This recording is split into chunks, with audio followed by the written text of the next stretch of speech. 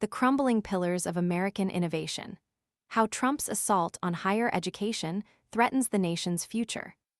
The Trump administration's relentless attacks on higher education and research funding are not merely budgetary adjustments. They represent a systematic dismantling of the very foundations of American innovation and public health, with devastating consequences rippling through universities, research labs, and ultimately, the nation itself. The ramifications, as expressed by students, researchers, faculty, and university leadership, are profound and far-reaching, casting a long shadow over the decades to come. The story unfolds as a tapestry woven with threads of frozen grants, slashed scholarships, and chilling executive orders. Research grants, once the lifeblood of scientific advancement, have been arbitrarily frozen or cut, leaving countless projects stalled and promising breakthroughs jeopardized. Federally funded scholarships, the pathways to higher education for countless deserving students, have been abruptly halted, slamming the door on dreams and limiting access to opportunity.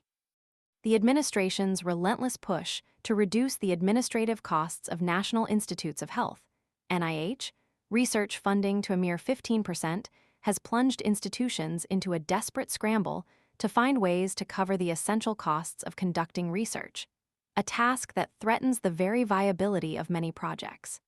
This is not simply a matter of tightened belts. It is a systematic suffocation of scientific inquiry.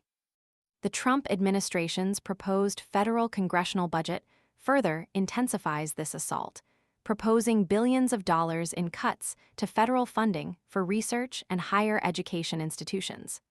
This isn't simply a reduction in funding.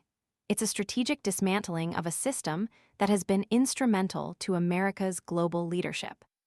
Cuts to research tied to foreign aid, notably through the U.S. Agency for International Development, USAID, have resulted in the heartbreaking closure of vital laboratories, halting crucial research projects and severing collaborations crucial to addressing global health challenges. The impact extends beyond the immediate cuts. It creates a climate of fear and uncertainty, chilling future collaborations and hindering the very spirit of scientific inquiry. Furthermore, the Trump administration's blatant threats to withhold federal funding from universities that permit illegal protests create a chilling effect, silencing dissent and stifling the free exchange of ideas that are essential to a vibrant academic environment. This represents not merely a financial threat, but an attack on the fundamental principles of academic freedom and the pursuit of knowledge. The actions taken by the Trump administration are not simply about numbers. They are about control, about silencing dissenting voices, and about dismantling the critical thinking that is the backbone of a healthy democracy. The consequences are already starkly evident across the nation's universities. The University of Pennsylvania, a prestigious institution, has preemptively cut graduate admissions at its medical schools by 35% for the fall of 2025.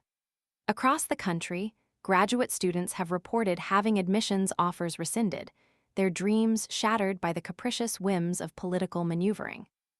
MIT, Stanford, and numerous other institutions, pillars of American innovation, have implemented hiring freezes, halting the advancement of careers and stifling the growth of crucial research programs.